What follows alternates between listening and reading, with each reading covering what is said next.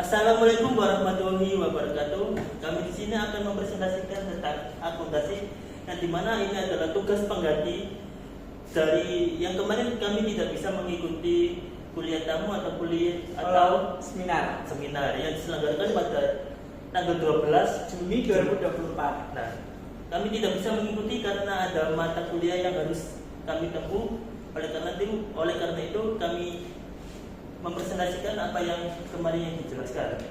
Nah, sebelum kita mempresentasikan, perkenalkan dulu, nama saya Aditya Putra Prayoga. Nama saya Muhammad Jaitan Rafiuddin. Nah, kita akan memasuki ke materi yang pertama.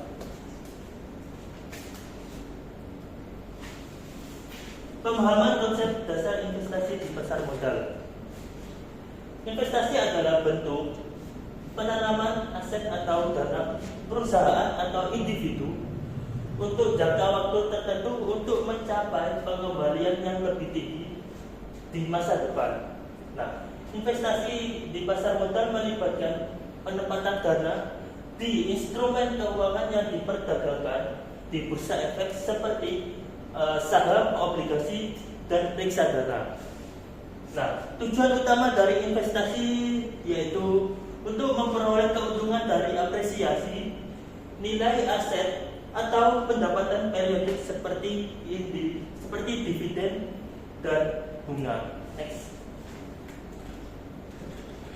Nah, konsep utama pasar modal. Yang pertama, saham. Kepemilikan dalam perusahaan yang memberikan hak atas sebagian keuntungan dan aset perusahaan. Yang kedua, obligasi. Obligasi yaitu surat utang yang menjanjikan pembayaran bunga secara periodik dan mengembalikan pokok pada saat jatuh tempo. Yang ketiga yaitu reksadana. Dana yang dikumpulkan dari berbagai investor untuk diinvestasikan dalam portofolio efek yang dikelola oleh manajer keuangan. Next. Nah, selanjutnya yaitu perkembangan investasi di pasar modal. Pasar modal Indonesia telah menunjukkan perkembangan yang sangat signifikan dalam beberapa dekade terakhir. Faktor-faktor yang mendukung atau faktor-faktor yang berkontribusi, yang pertama yaitu regulasi dan kebijakan pemerintah. Reformasi dan kebijakan yang mendukung dari pemerintah telah meningkatkan kepercayaan investor dan partisipasi di pasar modal. Yang kedua, meningkatkan teknologi. Inovasi teknologi dalam perdagangan saham dan akses informasi telah memudahkan investor untuk terlibat dalam pasar modal. Yang ketiga yaitu literasi keuangan. Nah, kampanye literasi keuangan oleh Otoritas Jasa Keuangan atau OJK dan Bursa Efek Indonesia atau BII telah meningkatkan pemahaman masyarakat tentang investasi yang ada di Indonesia. Nah, sumber ini saya ambil dari Otoritas Jasa Keuangan atau OJK dan Bursa Efek Indonesia atau BII. Baik, selanjutnya adalah menghubungkan teori akuntansi dengan praktik investasi bagi perusahaan. Teori akuntansi sendiri menyediakan dasar untuk analisis keuangan yang sangat penting dalam pengambilan keputusan investasi. Beberapa konsep akuntansi yang relevan meliputi yang pertama adalah analisis laporan keuangan, yang artinya investor menganalisis laporan keuangan perusahaan untuk menilai kinerja dan kondisi finansialnya. Yang kedua adalah pengukuran kinerja keuangan, yang artinya adalah rasio keuangan seperti rasio profitabilitas, likuiditas, dan solvabilitas membantu menilai efektivitas operasional dan kesehatan finansial bagi perusahaan. Yang ketiga adalah penilaian aset dan kewajiban. Penilaian aset dan kewajiban adalah pentingnya penilaian yang tepat terhadap aset dan kewajiban perusahaan untuk menentukan nilai intrinsik perusahaan. Nah, sumber ini kita ambil di Ikatan Akuntan Indonesia atau IAI. Next. Selanjutnya adalah menganalisis potensi keuntungan dan risiko investasi di pasar modal. Yang pertama adalah potensi keuntungan. Potensi keuntungan. Yang pertama adalah analisis fundamental, yang artinya evaluasi kesehatan finansial perusahaan seperti pendapatan, laba bersih, dan pertumbuhan. Yang kedua adalah analisis teknikal, yang artinya studi pola grafik dan pergerakan harga saham untuk memprediksi tren pasar.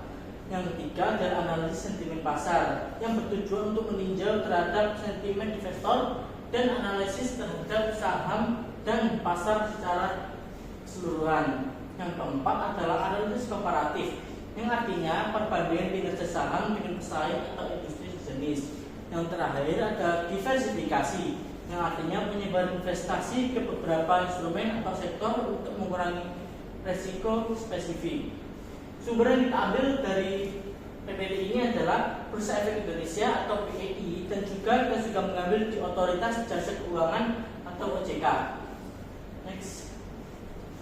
Kemudian ada risiko investasi, risiko pasar atau dan fluktuasi harga akibat perubahan kondisi ekonomi dan politik. Yang kedua adalah risiko likuiditas yang artinya kesulitan menjual aset tanpa mengurangi harganya secara signifikan. Ketiga adalah risiko kredit. Risiko kredit sendiri adalah kemungkinan gagal bayar oleh penerbit obligasi atau perusahaan terkait. Yang terakhir adalah risiko inflasi yang artinya penurunan nilai real investasi akibat nilai yang tinggi. Nah, sumber dari PT ini juga kita juga mengambil dari Bursa Efek Indonesia atau BEI dan Otoritas Jasa Keuangan atau OJK. Next. Nah, kesimpulan yang kami simpulkan yaitu investasi di pasar modal menawarkan peluang besar untuk pertumbuhan kekayaan. Namun juga mengandung risiko yang perlu dikelola dengan baik. Nah, dengan memahami konsep dasar investasi, perkembangan pasar modal, menghubungkan teori akuntansi dengan praktik investasi, serta menganalisis potensi, keuntungan dan risiko, investor dapat membuat keputusan dengan lebih informatif dan efektif. Nah, edukasi yang terus-menerus dan mengikuti perkembangan regulasi serta tren pasar akan membantu investor memanfaatkan peluang dan mengelola risiko dengan lebih baik. Nah, sekian presentasi dari kelompok kami. Kurang lebihnya mohon maaf jika ada kesalahan. Wassalamualaikum warahmatullahi wabarakatuh.